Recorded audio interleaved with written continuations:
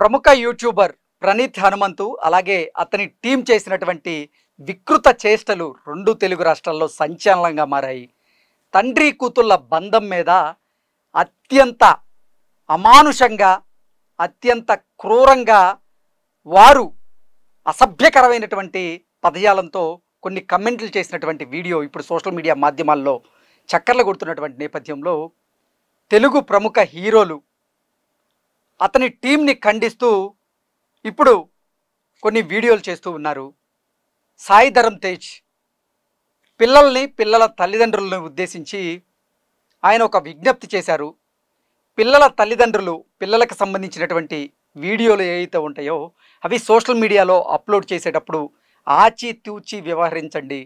ఇప్పుడు social media చాలా క్రూరంగా కర్కశంగా ప్రమాదకరంగా మారింది. కాబట్టి మీరు మీ పిల్లలకు సంబంధించినటువంటి వీడియోలు అప్లోడ్ చేసేటప్పుడు ఆచితూచి వ్యవహరించండి అంటూనే వీరి మీద కఠిన చర్యలు తీసుకోవాలి అంటూ రెండు తెలుగు రాష్ట్రాల ముఖ్యమంత్రులకు సాయి ధరమ్ తేజ్ విజ్ఞప్తి చేసినటువంటి నేపథ్యంలో తెలంగాణ ప్రభుత్వం తెలంగాణ రాష్ట్ర ముఖ్యమంత్రి రేవంత్ రెడ్డి గారు ఈ ప్రణీత్ హనుమంతు టీం మీద కేసు నమోదు చేసి వారి మీద చర్యలు తీసుకునేందుకు సిద్ధమైనటువంటి నేపథ్యంలో అసలు వీరి మీద ఏ చర్యలు తీసుకోవాలి, ఎటువంటి చర్యలు తీసుకుంటే ఇటువంటి ఘటనలు పునరావృతం కాకుండా ఉంటాయి అనే దాని మీద మనం విశ్లేషణ చేసుకునేటువంటి ప్రయత్నం చేద్దాం. ప్రస్తుతం మనతో పాటు ఉన్నారు ప్రముఖ సామాజికవేత్త, ప్రముఖ రాజకీయ విశ్లేషకులు, ప్రముఖ లైఫ్ కోచ్ అలాగే ఫ్యామిలీ కన్సల్టెంట్ ప్రియా చౌదరి గారు మనతో ఉన్నారు. మేడంతో మాట్లాడదాం. ప్రియా చౌదరి గారు నమస్తే అండి. నమస్తే మేడం, ప్రణీత్ హనుమంతు అలాగే అతని టీం చేసినటువంటి ఈ వికృత చేష్టలు ఏవైతే ఉన్నాయో రెండు తెలుగు రాష్ట్రాల్లో అవి సంచలనంగా మారాయి. తండ్రి కూతుళ్ళ బంధం గురించి వాళ్ళు అసహ్యంగా అసలు హేయబద్ధంగా వాళ్ళు ఒక వీడియో చేయడం, ఆ వీడియో ఇప్పుడు సోషల్ మీడియా వేదికగా అది సర్క్యులేట్ అవ్వడం, ఇప్పుడు ఎంతోమంది వారి మీద చర్యలు తీసుకోవాలని ముందుకు రావడం ఇలా చూస్తూ ఉన్నాం. అటువంటి వారి మీద ఎటువంటి చర్యలు తీసుకోవాలి, ఎటువంటి చర్యలు తీసుకుంటే అటువంటి ఘటనలు పునరావృతం కాకుండా ఉంటాయి అంటే ఏం చెప్తారు? తెగించిన వాడికి తెడ్డే దండం అని, ఇలాంటి వాళ్ళని చట్టం ఏదో చెయ్యాలి, చట్టంలో శిక్ష పడాలి అని బలంగా మనం ఎన్నోసార్లు కోరుకుంటూనే ఉంటాం. కానీ మీరు ఒక మాట అన్నారు, పునరావృతం కాకూడదు అంటే బాధ్యత ఎవరు తీసుకోవాలి అని అంటే ఆయన సినిమా యాక్టర్ ఎవరు ఉన్నారు, సాయి ధరమ్ తేజ్ ఫస్ట్ సామాజిక బాధ్యత అదే అంటున్నా. అతనికి ఫస్ట్ సాయి ధరమ్ తేజ్ ఏజ్లో చిన్నవాడైనా కానీ ఎంత సామాజిక బాధ్యతతోటి దాన్ని ముఖ్యమంత్రులకి వాళ్ళకి వీళ్ళకి ట్యాగ్ చేశాడు. అంటే ఈ విషయం ఒక ప్రముఖమైనటువంటి వ్యక్తి నుంచి వచ్చేసరికి ఇంత వైరల్ అయింది, లేకపోతే ఎవడు పట్టించుకునేవాడు కాదు. అవునా? ఏదైనా సంచలనం వచ్చింది అని అంటే ప్రియా చౌదరి మాట్లాడితేనే దాంట్లో ఏదన్నా ఉంటుంది అనడానికి కారణం ఏంటి అని అంటే ప్రియా చౌదరిని ప్రతి ఒక్కళ్ళు గుర్తుపడతారు కాబట్టి, ఫెమిలియర్ పర్సన్ కాబట్టి. అంటే మనకి ఎంత సామాజిక బాధ్యత ఉన్నది. ఏదైనా ఒక టాపిక్ నేను మాట్లాడాల్సి వచ్చినప్పుడు దాని మీద అవగాహన ఉంటే మాట్లాడతా, లేకపోతే మాట్లాడను. ఇంకొకటి, అది సమాజానికి నేను మాట్లాడేటటువంటి మాటలు సమాజానికి ఎంతవరకు ఉపయోగపడుతున్నాయి, నేను ఎంతవరకు మాట్లాడాలి, ఈ బేరీజు వేసుకున్న తర్వాతనే నేను గొంతు విప్పటం అనేది జరుగుతుంది. ఎందుకనంటావేమో సామాజిక బాధ్యత నా మీద చాలా ఉంది.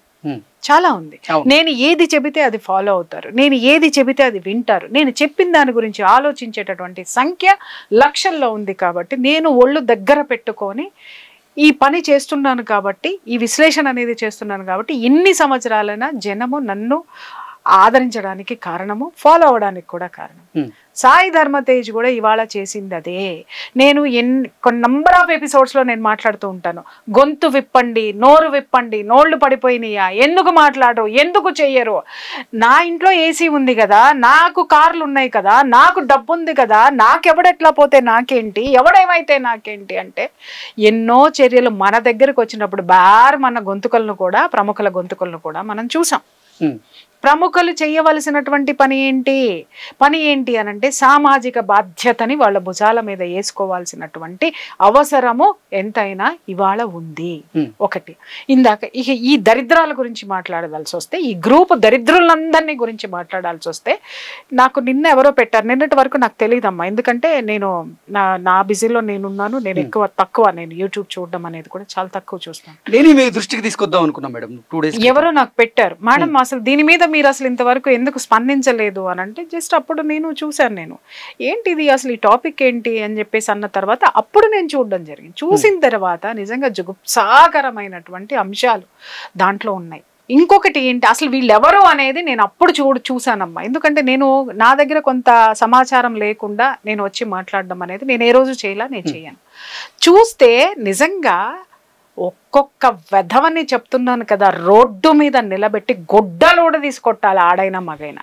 ఎందుకు ఈ మాట మాట్లాడుతున్నానంటే, నిజంగా మాట్లాడుతుంటే నా కోపంతో రోమాలు నిక్కబొడుచుకుంటున్నాయి. ఆడపిల్లలు వ్లాగ్స్ చేసేటటువంటి ఆడపిల్లల్ని కూడా వీళ్ళు వాళ్ళ భాషని, వాళ్ళ డ్రెస్ని, వాళ్ళ యాటిట్యూడ్ని విపరీతమైనటువంటి దరిద్రమైనటువంటి బూతులతోటి కామెంట్స్ చేస్తూ, మీమ్స్ చేస్తూ, విమర్శిస్తూ, మళ్ళీ దాంట్లో కూడా నోటికి నేను చాలా కంట్రోల్లో పెట్టుకుంటున్నాను. ఆడ పిల్లలు కూర్చొని కూడా వీటితోటి చిట్ చాట్ చేసి ఆ విమర్శల్ని ఎంకరేజ్ చేసినటువంటి ఎపిసోడ్స్ కూడా నేను చూడడం జరిగింది. నిజంగా చెప్తున్నాను, కోపం వచ్చింది నాకు. సిగ్గు బుద్ధి జ్ఞానం లేదా? తిని కూర్చొని బలిసి కూర్చుంటున్నారా కొంపల్లో? మీ అమ్మా బాబులు సంపాదించింది తిని కూర్చొని బలిసినంత మీ దగ్గర ఉంటే మీరు బలవండి, వెయిట్ రిడక్షన్కి క్లాసులకు పోండి, లేకపోతే అక్కడ కరిగించుకోండి. లేదనుకొని ఆ బలిసినతనాన్నంతా నోటి ద్వారా బయటికి చూపిస్తే ఏదో ఒక రోజు, నేను ఎప్పుడు కూడా ఒకే ఒక కామన్ పవర్ని నేను యూజ్ చేస్తా, యూనివర్స్ అనేది ఒకటి ఉంటది. దానికి ఇలాంటివి నచ్చో బాస్, చచ్చినా నచ్చో. ఎన్నో విషయాల్లో నేను గుర్తు చేశాను ఈ విషయాన్ని. నాకేంట్లే, నన్ను ఎవడు కొడతాడులే, మా అయ్య ఐఏఎస్, మా అయ్య ఐపీఎస్, మా అయ్య మినిస్టర్, మా అయ్య ఎమ్మెల్యే అంటే ఇవాళ ముఖ్యమంత్రులే లోపల కూర్చోవాల్సిన పరిస్థితుల్ని ప్రకృతి తీసుకొచ్చేటటువంటి క్షణాలని, ఆ సందర్భాలని మనం కోకొల్లలు చూసాం. ఇవాళ మా అయ్య ముఖ్యమంత్రి, లేకపోతే మా అయ్య ఇంకొకటి అనుకొని చేసిన వాళ్ళు కూడా ఇవాళ దిక్కుతోచనటువంటి సిచ్యుయేషన్లో ఒంటరిగా మిగిలిపోయినటువంటి ఉన్నాయి. మీరెంత వ్యవస్థల్నే తిప్పి చేతిలో పెట్టి మాకు తిరుగులేదు అనుకున్న వాళ్ళనే ప్రకృతి ఎక్కడ కూర్చోపెట్టాలో ఆడ కూర్చోబెట్టింది, ఈడ కూర్చోంది. ఎందుకంటే వాళ్ళ దాష్టికాలు, దౌర్జన్యాలు, లేకపోతే వాళ్ళ యొక్క చర్యలను సహించలేక ఆ యూనివర్స్ ఏ శక్తి రూపంలో వస్తుందో మనం చెప్పలేము. ఇప్పుడు సాయి ధర్మతేజ రూపంలో వచ్చింది, ఆ తర్వాత ఇంకొక రూపంలో వస్తుంది, ఒక ప్రధానమంత్రి రూపంలో వస్తుంది, లేదంటే ఇంకా ఏదైనా ఇంకా ఏ ద్వారానైనా సరే ఆ శక్తి వాళ్ళలో నిక్షిప్తమై దాన్ని బయటికి తీసుకొచ్చి జనాల్లో చైతన్యం తీసుకొచ్చి, చట్టం మిమ్మల్ని శిక్షించకపోతే జనాల ద్వారానైనా శిక్షిస్తుంది. ఏ జనాలనైతే మీరు నోట్లో వేసుకొని రుబ్బి ఒడియాలు పెట్టారో ఇవాళ ఆ మిమ్మల్ని ఒడియాలు చేసుకొని నోట్లో వేసుకొని నవలేస్తున్నారు జనాలు. సరిపోలేదా మీకు? ఇంకొకటి, ఇవాళ ఒక్కొక్కళ్ళు మాట్లాడుతున్నారు, అయ్యో క్షమించండి, ఇలా అవుతుందని నేను అనుకోలేదు, నేను ఏం మాట్లాడలేదు, కానీ నేను నవ్వడం తప్పే, నన్ను క్షమించండి. ఎందుకు క్షమించాలిరా మిమ్మల్ని అందరినీ? ఎంతమంది ఆడపిల్లల్ని మీరు ఆ వెకిలి నవ్వులు, వెకిలి మాటలతోటి మీరు క్షోభ పెట్టారు? ఎంతమందిని మీరు ఆ వెకిలి చేష్టలతోటి క్షోభ పెట్టారు? మీ దాకా వస్తే గాని మీకు తెలియలేదా ఆ బాధ? మరి ఎంతమందికి సారీ చెప్పండి. ఎవరికి సారీ చెప్తున్నారు మీరు? మీరు చేసిన ప్రతి ఎపిసోడ్లో మీరు సహేతుకమైన విమర్శలు చేయండి, ఎవ్వరూ వద్దన్నారు. అది సమాజాన్ని భ్రష్టు పట్టిస్తుందనే విషయంలో మీ గొంతు చించండి, అరవండి, మీకు ఏ భాష వస్తే ఆ భాషలో మాట్లాడండి, అది యాక్సెప్ట్ చేస్తుంది. కానీ ఎవరెవరి పనిలో వాళ్ళు చేసుకుంటే పనిగట్టుకుని పోయి మరి ఇవాళ కూర్చున్నది మీరు చేసినటువంటి ఆ మీమ్స్ కానివ్వండి, విమర్శలు కానివ్వండి, వాళ్ళని ఎంత క్షోభ పెట్టుంటే. మిస్టర్, ఆయన పేరు తీయడం నాకు ఇష్టం లేదు, మా తల్లిదండ్రులు చాలా మంచివాళ్ళు, నేనే మంచి కొడుకును కాలేకపోయాను అంటే, కొడుకును కాలేకపోయావని నీకు ఇప్పుడు గుర్తొచ్చిందా మిస్టర్? లేకపోతే జనం గుర్తు చేశారా నీకు? లేకపోతే ఆ మాట అంటే ఒక సానుభూతి వచ్చేస్తుందని ఒక భారీ డైలాగ్ వదిలేవా నువ్వు? ఎందుకంటే నీకు ఇప్పటికిప్పుడు ఈ రియలైజేషన్ నీకు రాలేదు బాస్. జనాలని సెంటిమెంట్తో ఎలా గొచ్చాలో దాన్ని ఏమంటారు? Dark world fun. Dark world fun. ఇవాళ మీరు ఫన్ అయిపోయారుగా, వరల్డ్ అవలేదా? ఒక్కడే గుర్తుపెట్టుకోండి, అక్కడ కూర్చున్న యూత్ మొత్తానికి, ఇలాంటివి చేసే యూత్ మొత్తానికి నేను చెప్తున్నాను, నువ్వు విశ్వానికి ఏమిస్తావో అదే నీకు తిరిగి వస్తుంది. ఇప్పుడు ఆల్రెడీ వచ్చింది కదా, అదే వస్తుంది. ప్రతి ఒక్కళ్ళ జీవితంలో అదే జరిగింది. ఈ రోజు వరకు మనం కొన్ని సంచలనమైనటువంటి సంఘటనలు మనం తీసుకుంటే వాళ్ళ జీవితాల్లో ఎదుటి వాడికి ఏమి ఇచ్చారో తిరిగి వాళ్ళకి అదే మిగిలింది. ఇది గుర్తుపెట్టుకోండి. ఇవాళ యువతలో చైతన్యం చచ్చిపోయింది. సామాజిక బాధ్యత లేనే లేదు. విపరీతమైనటువంటి డబ్బు ఉంటే చాలు, కార్లు ఉంటే చాలు, లేకపోతే ఇంకేదన్నా ఉంటే చాలు, మన నోటికి స్వేచ్ఛే ఉంది అని అనుకుంటున్నారు. పరిధులు దాటితే, హద్దులు దాటితే ఖచ్చితంగా ఎక్కడ పెట్టాలో వాడు వచ్చినోడు పెడతాడు, మిమ్మల్ని డెఫినెట్గా పెడతాడు. ఇంకొక విషయం ఏంటంటే, మా తల్లిదండ్రులు నన్ను గొప్పగా పెంచారు తప్పితే నేను మంచి కొడుకును కాలేకపోయాను, దయచేసి మా తల్లిదండ్రుల్ని ట్రోల్ చేయకండి అన్నా. ఒరే అబ్బాయా, నాకు అర్థం కాక అడుగుతాను, నువ్వు ఎంతమంది ఆడపిల్లల్ని ట్రోల్ చేసినావు, ఎంతమందిని అబ్బాయిల్ని ట్రోల్ చేసినావు, మరి వాళ్ళ తల్లిదండ్రులు బాధపడలేదా? ఆ ట్రోలింగ్లో నీలో లాక్స్ ఆఫ్ వ్యూస్లో ఉన్నారే, ఆ లక్షల మంది వాళ్ళ అమ్మ బాబుని తిట్టలేదా? మరి ఆ ఉసిరు ఎక్కడికి పోతుంది రా పన్మంతు? చెప్పండి, ఎక్కడికి పోతుంది ఆ ఉసిరు? ఎక్కడికి పోతుంది? అది తెలుసుకో బిడ్డా. నువ్వు బంధాన్ని అది మాట్లాడద్దు కృష్ణ, అది అసలు టాపిక్ తేకండి. తెస్తంటేనే నాకు నిజం చెప్తున్నాను, వాళ్ళు అక్కడ యుఎస్ లో ఉన్నారు కాబట్టి సరిపోయిందేమో, అదే ఇక్కడ ఉంటే జనాలు స్పందించి మీరు యుఎస్ లో ఉన్నా గానీ నేను వదలను, ఎట్టి పరిస్థితుల్లో హనుమంతుని గుర్తుపెట్టుకో, కృష్ణ వదలను అని చెప్పి. మాటలు కాదు, మనందరం నిలబడి వీటిల్ని చేతల్లో చూపించాల్సినటువంటి అవసరం ఖచ్చితంగా ఉంది. ఎవరికి ఏ పవర్ ఉందో ఆ పవర్ ఈ రోజు వాడాల్సిన అవసరం ఉంది. ఇలాంటివి అరికట్టాలి. ఎందుకు అరికట్టాలి అని మాట్లాడుతున్నానంటే, ఇప్పుడు నిజంగా చెప్తున్నా, ఈ సోషల్ మీడియాలో ఏ అడ్డగాడిదలు, అడ్డమైన ప్రతి ఒక్కడు ఓపెన్ చేసేసి, ప్రతి ఒక్క చెత్త వెధవ, ప్రతి ఒక్క విశ్లేషకుడే, ప్రతి ఒక్క చెత్త మొహంది, ప్రతి ఒక్క విశ్లేషకురాలే, దానికి ఒక జ్ఞానం ఉండదు, వాడికి ఒక జ్ఞానం ఉండదు. ఏంటి ఫోన్ ఉంది కదా, యూట్యూబ్ లో పెట్టుకునేటటువంటి దారి ఉంది కదా, పైసా ఖర్చు లేదు కదా అని చెప్పేసి అని ప్రతి ఒక్కడు అపరమేధావుల కింద, దాని ఏమంటారు, స్వయంకృత మేధావుల కింద సెల్ఫ్ డిక్లరేషన్ మేధావుల కింద డిక్లేర్ చేసేసుకొని ఎవడిష్టం వచ్చినట్టు వాడు నోళ్లు పారేసుకుంటున్నారు.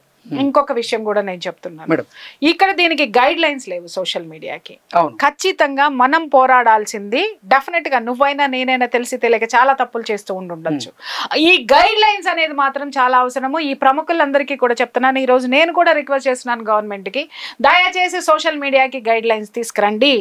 ఏం పెట్టాలి, ఏ వీడియోస్ పెట్టాలి, ఏ వీడియోస్ పెట్టకూడదు, ఏ భాష మాట్లాడాలి, ఏ పదాలు వాడాలి, ఏ పదాలు వాడితే మీకు కట్ పడుతుంది, ఏ పదాలు వాడితే మీరు లోపల కూర్చుంటారు, ఏ పదాలు వాడితే నేరాలు ఉన్నాయి, వీటి మీద అవగాహన తీసుకురావాల్సిన అవసరం ఉంది.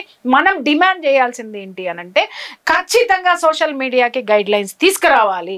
అలాగే ఎలక్ట్రానిక్ మీడియాస్ కూడా గైడ్ లైన్స్ లేవు, చాలా తక్కువ ఉన్నాయి, నామినల్ గా ఉంది. అది కఠినంగా తీసుకురావాల్సినటువంటి అవసరం అయితే ఉంది. ఎందుకంటే ఇవి లేకపోవడం వల్లే ఈ రోజు మనం చూస్తున్నాం, రాజకీయ నాయకులు, ప్రజాప్రతినిధులు, వీళ్ళు కూడా అవగాహన మర్చిపోయి, మనము ప్రజల చేత ఎన్నుకోబడేటటువంటి ఒక ప్రముఖులం అనేటటువంటి బాధ్యతాయుతమైనటువంటి మనుషులం అనేటటువంటిది కూడా మర్చిపోయి, వాళ్ళ భాష కానివ్వండి, వాళ్ళ యొక్క ఉపన్యాసాలు కానివ్వండి, ఇవాళ చూస్తుంటే వీళ్ళే ఇలా ఉంటే యువత ఇంకేం మారుతారయ్యా? ఎందుకు మనం యువతను అనుకోవాలి? ఒక other side of the coin మనం మాట్లాడుకుంటే యువతని ఎందుకు అనుకోవాలి? ఒక ప్రజాప్రతినిధివి, ప్రజల చేత ఎన్నుకోబడిన వాడివి, లేదా నువ్వు ప్రతిపక్షంలో కూర్చుంటే మళ్ళీ ప్రజలతో ఎన్నుకోబడాల్సినటువంటి వాడివి, నీ నోటి నుంచి ఏ భాష రావాలి? యువతని ఏ దశ వైపు నడిపించాలి, ఏ నిర్దేశం చేయాలి, ఆ అవగాహన నీకు లేదా? ఆ బాధ్యత నీకు లేదా? ఇది ప్రజాప్రతినిధులు కూడా సెల్ఫ్ కంట్రోల్ ఉండాలి. ఇప్పటి వరకు గైడ్ లైన్స్ లేవు.